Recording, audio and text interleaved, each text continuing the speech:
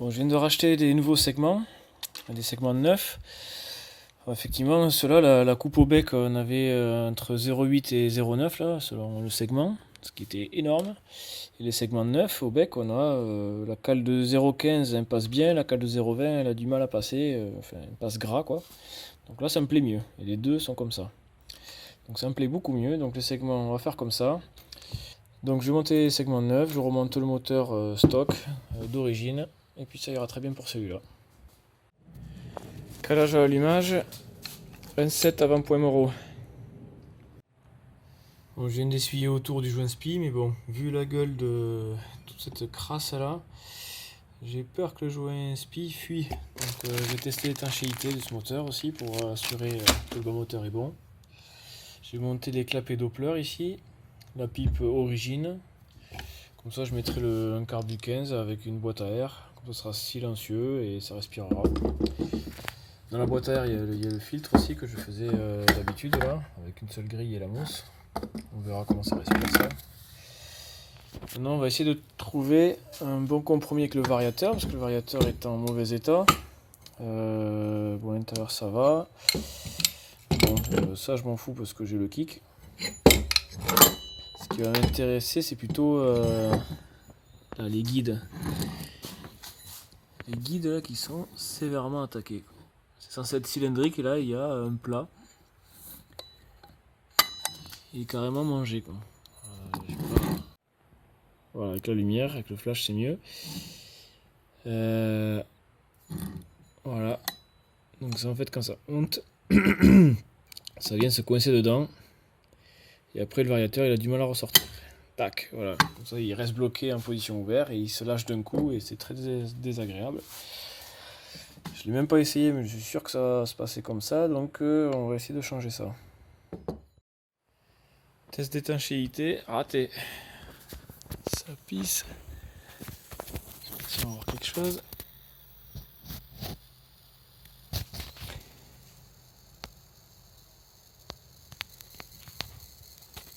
Ah, ça pisse de partout quoi. Ça pisse aussi par là. En fait, c'est un carter moteur qui a été monté sans joint papier et j'ai l'impression sans pâte à joint non plus. Donc évidemment, c'est pas étanche. Je pense pas que ce soit d'origine. D'origine, c'est monté sans joint, je crois, mais je pense pas que ce soit d'origine ça. Enfin bon, en tout cas, ça pisse de partout. Ça tient pas la pression plus de 30 secondes. Moi qui croyais avoir fait une bonne affaire en achetant un moteur complet et en le montant directement sur la mobilette, on n'en parle plus, je passais à la suite là, les 3 kits réplica. Et ben c'est raté. Donc le piston il est rincé, les segments ils étaient plus que morts, on l'a vu ensemble. Le bas moteur il pisse comme un panier là, toutes les traces rouges c'est là où ça fuit de partout là quand j'ai fait le test d'étanchéité. La croche du variateur n'est pas top. Le variateur j'ai dû changer des pièces aussi parce que c'était pas terrible. Heureusement que j'avais des pièces de rechange. Les clapets ils étaient bouffés, il y avait des coins qui étaient un peu arrachés. Bon. Du coup ben, c'est parti. On le met en pièces.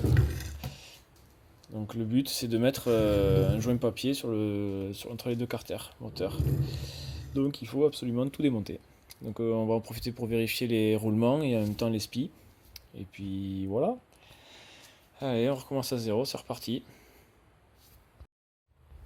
Bon, ben, c'est vite démonté, hein. Culasse, cylindre, allumage. Bon, le variateur est déjà démonté, toutes les vis du carter, l'admission, le cache. Donc du coup, on voit bien toutes les fuites qu'il y avait là.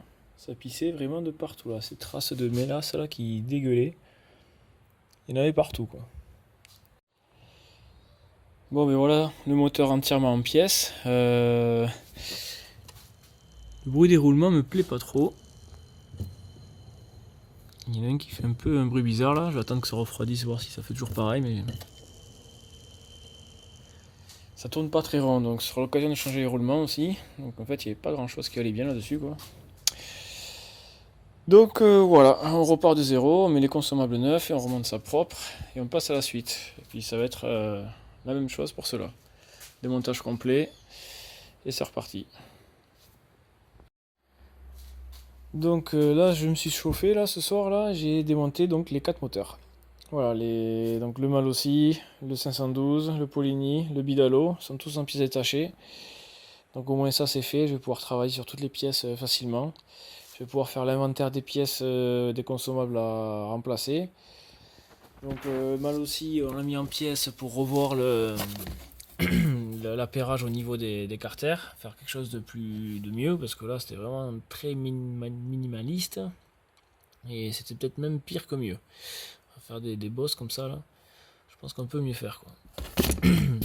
Après, donc pour le mal aussi, je fais ça et puis je remonte. Ça c'est le 512. 512, je l'avais démonté parce que le joint de carter il n'y en avait pas, ça pissait de partout, donc ça aurait été une merde à régler.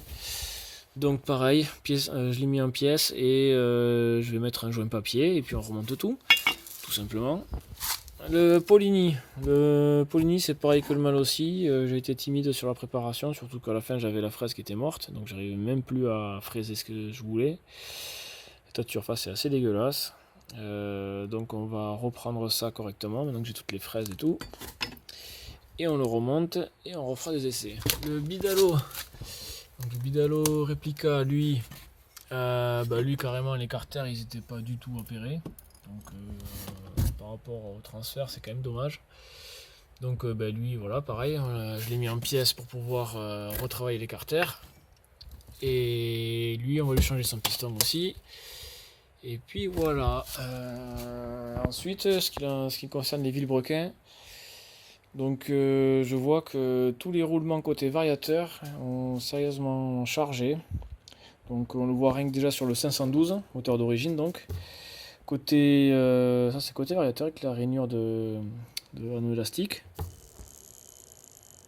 Ça glic, ça fait du bruit, alors que celui-là, il fait du bruit aussi, mais un peu moins.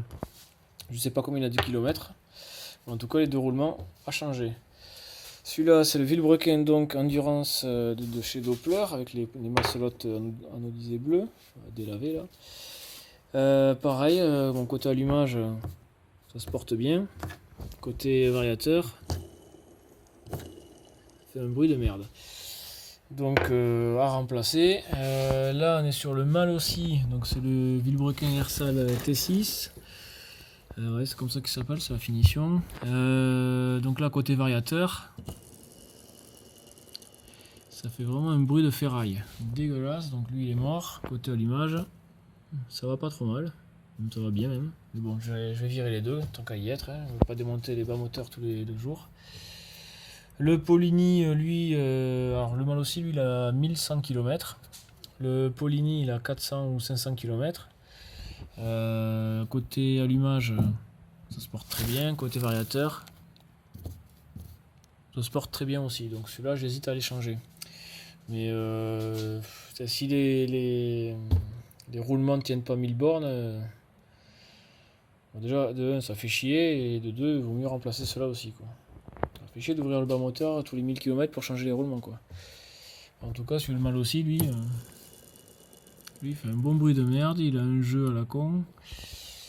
Ça me plaît pas. Ça me plaît pas du tout. Donc il va falloir remplacer ça.